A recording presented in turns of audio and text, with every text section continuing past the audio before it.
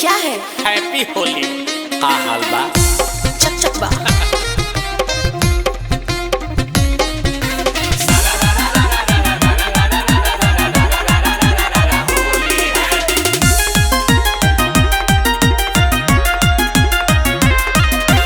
गौरव बसी जन में इंजन काहे के करे लगी जान। अरे देखे तो टेलीविजन। गौरव बसी जन में इंजन काहे के करे लगी जान। लाइल बानी घोर के भाग जनी छोड़ के जतारा बनल गोरिया।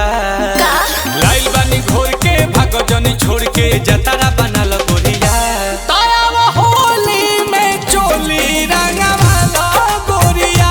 ओ पिचु करिए से मुरुचा छोड़ा ला गोरिया।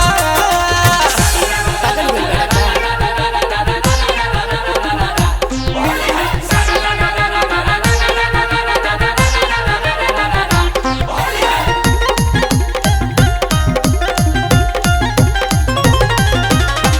चाहता न बीते हमर सुखे सुखी फगुआ।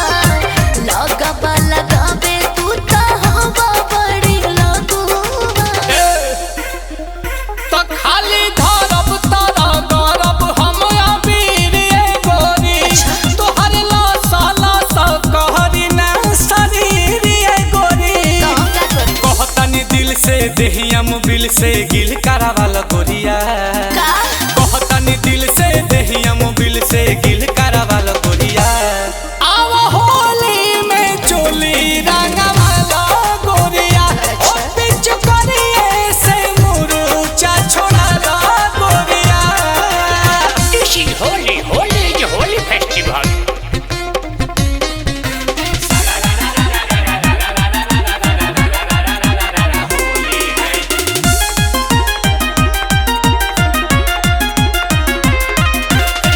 हमारा त बाटे बाबू रंग से ये लोरोजे।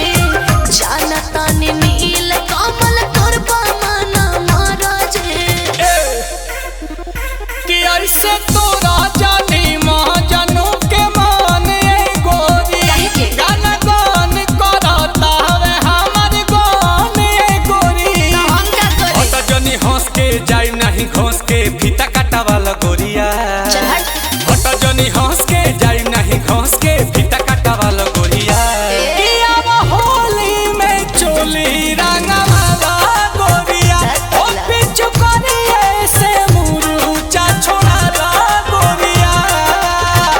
घोर घोर खोल खोल। हाँ अब डालिंग करा पर भरबे का बोल्टिया। वाह होली में जानवे ले ले बका। लाइल बानी घोर के भाग जनी छोड़ के जतारा बनल गोरी।